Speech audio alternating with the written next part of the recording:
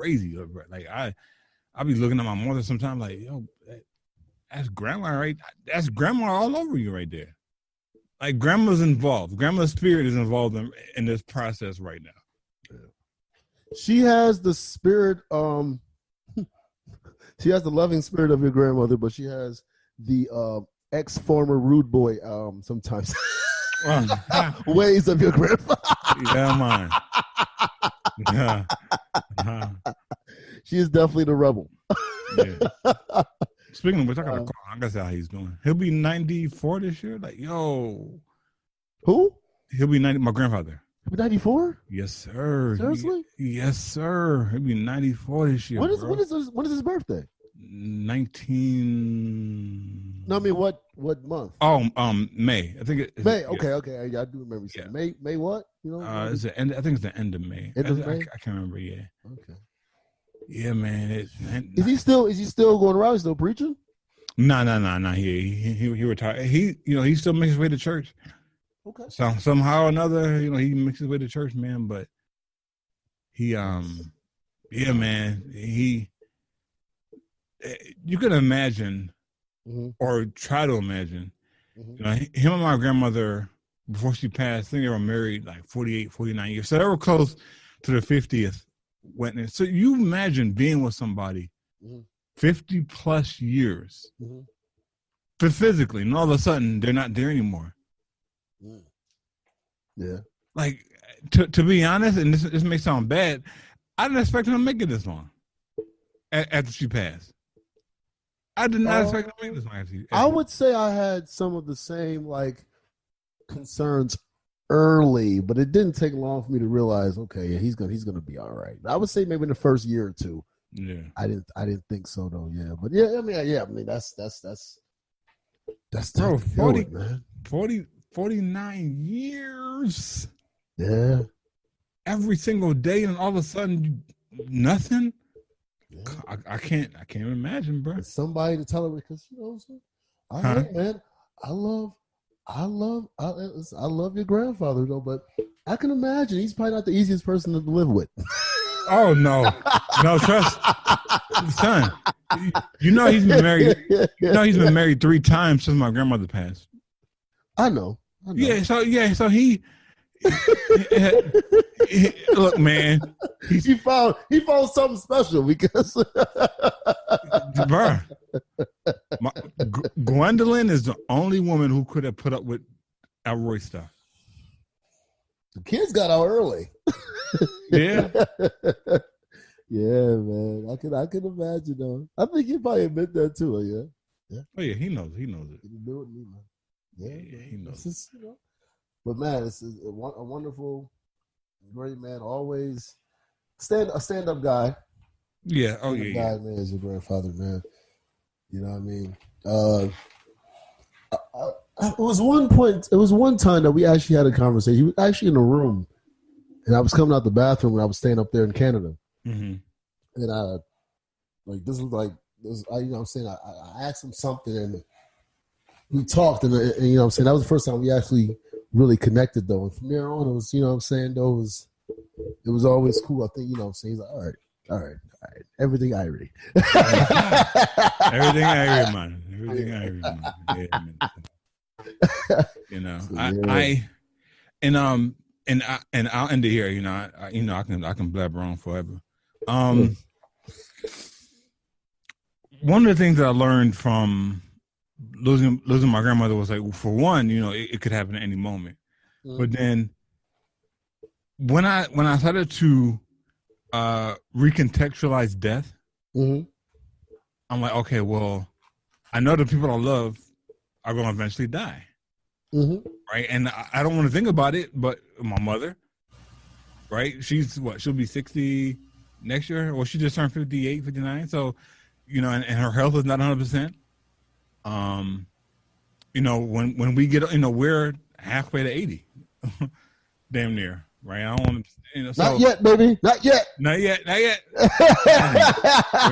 there yet. We're closing in, no, man. We ain't there yet. So, one of the things that I'm trying to do is like, okay, instead of focusing in on this person is no longer here, focus on the legacy that the person left, right?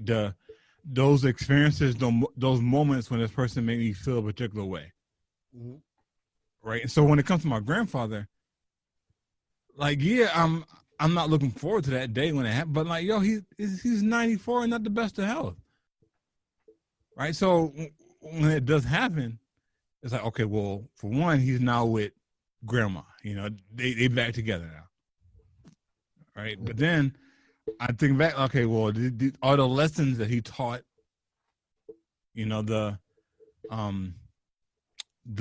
genetics that he passed down, different blessing, you know.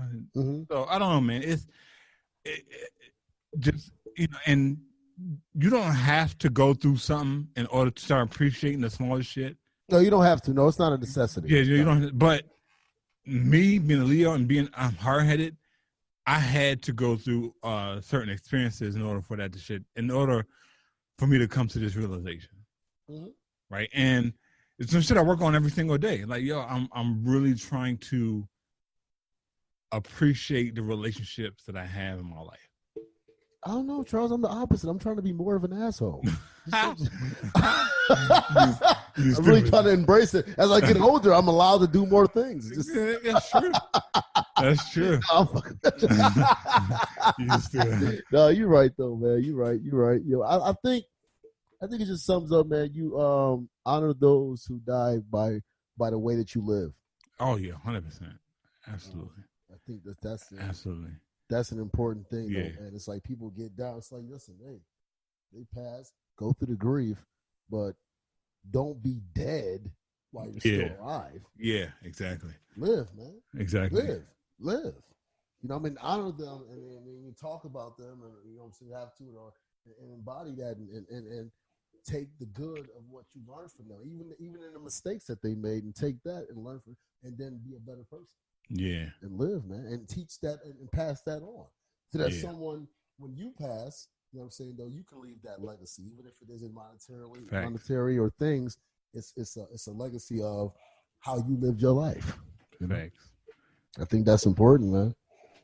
Now the question is, would Gwendolyn approve of my lifestyle right now? Probably not. That's not, but you know. Yeah, but you know, go ahead. That'll stress you out. Yeah, that's you know.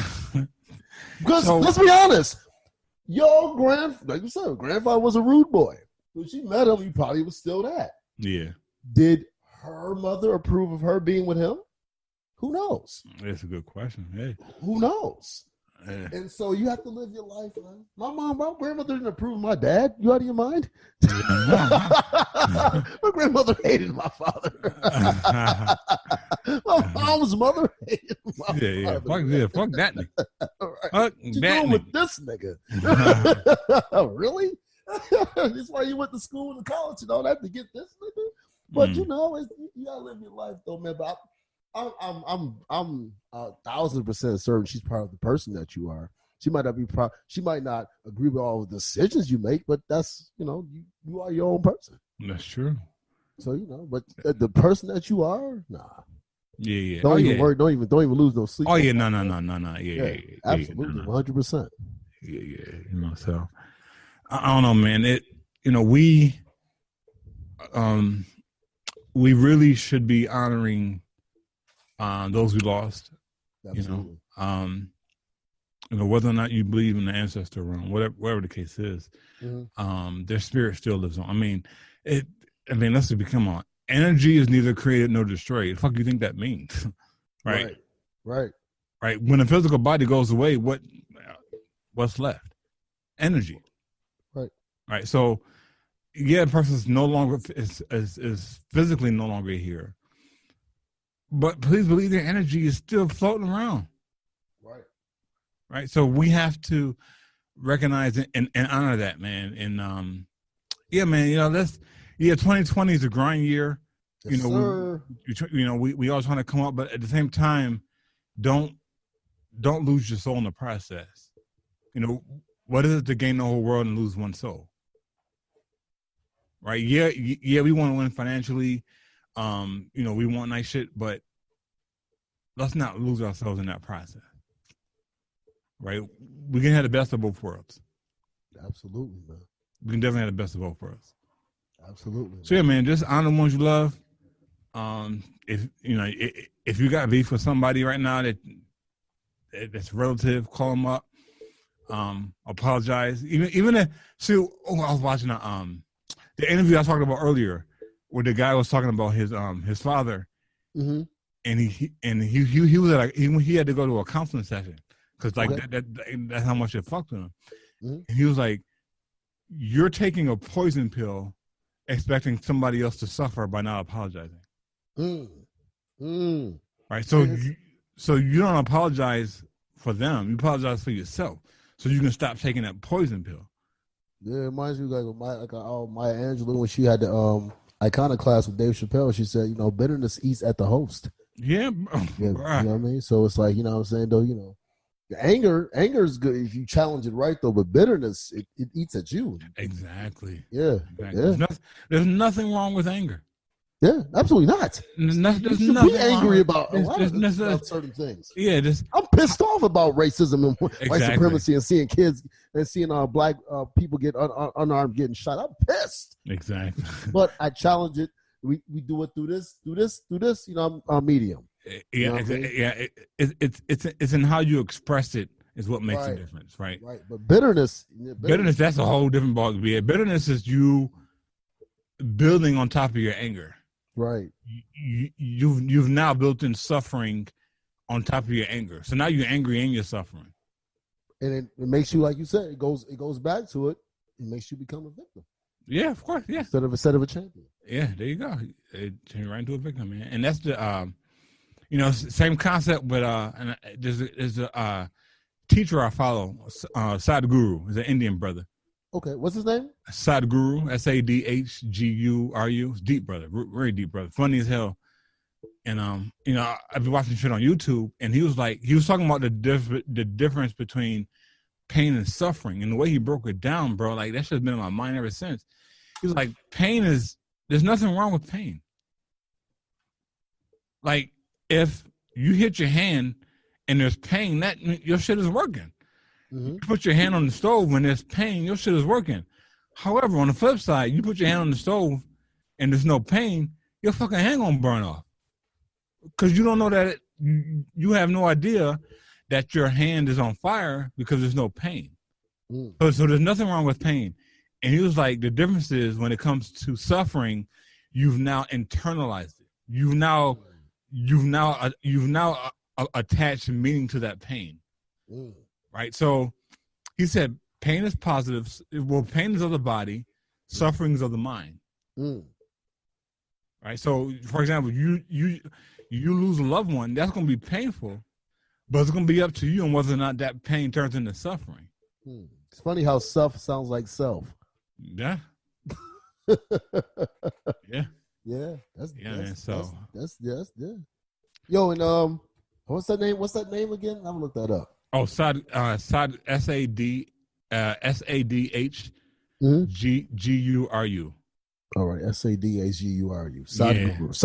Sadhguru. Yeah, man. He got some. Whew, that's a deep brother, right? I'm trying to tell you, man. He got this meditation I've been doing in the morning. Mm-hmm. Bro, that shit is potent. I'm talking about a meditation where you lead a meditation and your eyes water. Right, your eyes, them in. It wasn't this morning. I think it was the day before. Yesterday, I was doing it, and I just finished. Mm-hmm. And my shit I started crying for no reason. Like, let's keep it all the way real, Charles. It doesn't take much. Fuck you, nigga. Fuck you. You helped me out too, though, man. I actually this year I've probably cried more than I've probably cried in the last shit. I don't know. Shit. Oh, can't remember. Since my dad was kicked out. Yeah. So yeah, man. But yeah. Shit can hit you, man. It can, man. It's one of them things, man. It's like, I don't know, man. So if y'all get the chance to, check him out. His shit on YouTube. Some deep brother. Sadhguru, yeah, man.